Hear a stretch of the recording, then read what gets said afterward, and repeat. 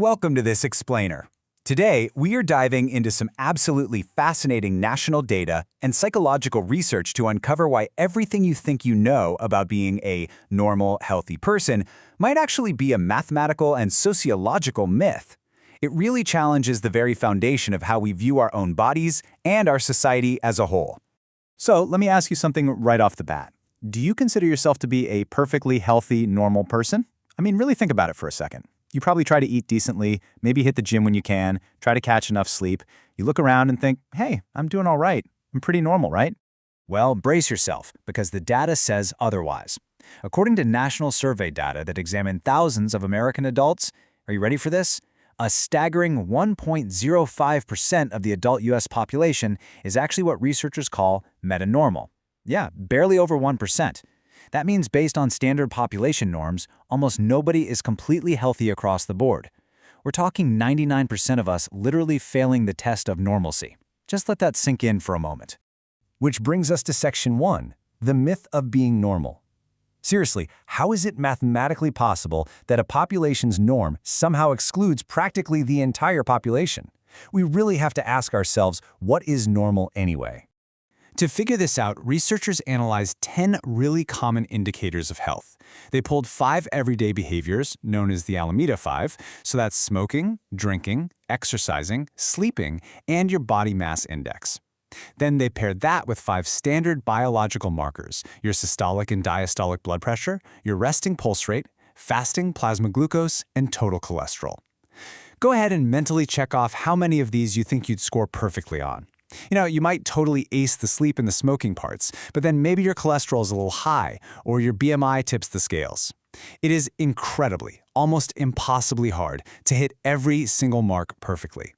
Now, what's truly fascinating here is the contrast between simply being meta-normal and being meta-ideal. See, the researchers measured people in 2 distinct ways. Being meta-normal just means you land on the healthy side of the median, so better than average, for all 10 of those indicators. And remember, that group makes up just that tiny 1.05% of the population. But then you have this other measure, meta-ideal. This is a much stricter, clinically defined disease-free state. This means you fall strictly below the official diagnostic cutoffs for high risk or disease for all 10 things. It's the absolute clinical gold standard. But here is the massive reality check. Only 5.55% of people actually meet that clinical ideal. So, if you do the math, that leaves roughly 95% of the population falling squarely into a state of illness or high risk. There's this famous sociologist, Talcott Parsons, who coined the term the sick role. It's basically a social status with its own set of rules and expectations, and according to this clinical data, basically the entire adult population has been drafted into that sick role. We're all walking around believing we're perfectly fine, while the numbers technically categorize us as sick. So if nearly everyone is technically sick, are we just a deeply unwell species, or is there something else at play? Let's move to Section 2, the medicalization of health, and look at how we're shifting the boundaries. Here is the absolutely crucial takeaway. Normal isn't just biology. It is heavily influenced by social and economic factors. Over the years, the medical establishment frequently alters the cutoff points. They literally invent pre-diseases, think prediabetes or prehypertension. By constantly moving the goalposts and medicalizing everyday life, the pool of patients who suddenly need medical treatment just keeps expanding.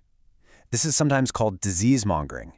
It widens the boundaries of what's considered a treatable illness, which, let's be honest, inherently expands pharmaceutical markets.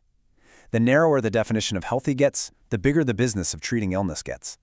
And this relentless push toward an impossible health standard creates what researchers call the tyranny of the normal. We are continually bombarded by messaging telling us to ask our doctors about some new condition, which leaves us in this perpetual state of health anxiety.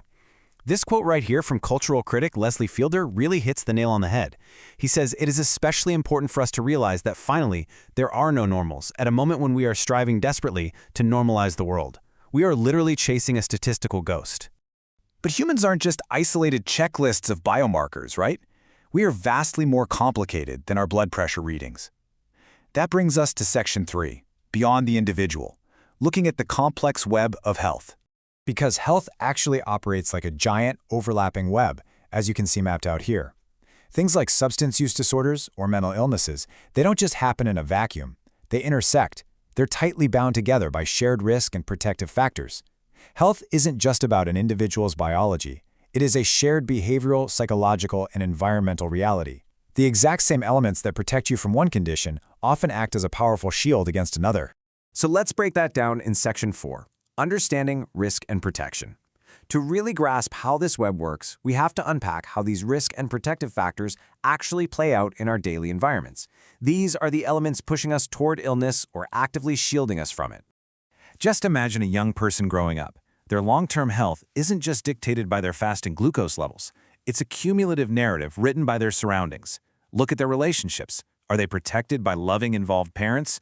Or are they at risk due to abuse or family dysfunction? What about their communities? Do they have access to faith-based resources and safe after-school activities? Or are they navigating neighborhood poverty and violence? And stepping back even further to the societal level, do they benefit from economic opportunity and hate crime laws? Or do they face systemic racism and policies that actually favor substance use? Every single one of these factors plays a massive role in their overall physical and mental well-being. And the logic here is absolutely vital. These factors compound over time. They are positively correlated and cumulative over a whole lifespan. Basically, a person burdened with one community risk factor, like neighborhood poverty, is statistically way more likely to encounter others, like family dysfunction or a lack of access to healthcare. It's a total snowball effect that follows them their entire life. But, and this is the good news, projective factors snowball too, creating these incredibly strong, vital layers of resilience. So, knowing all of this, knowing that health is a deeply connected, cumulative web influenced by everything from our parents to our neighborhood's economy, how does this change the way we actually solve health issues? Let's get into Section 5, Rethinking Health Interventions. Instead of just handing out pills to fix an artificially constructed abnormal biomarker, real effective prevention requires matched, targeted steps. First, we need universal interventions. These are broad approaches targeting entire groups.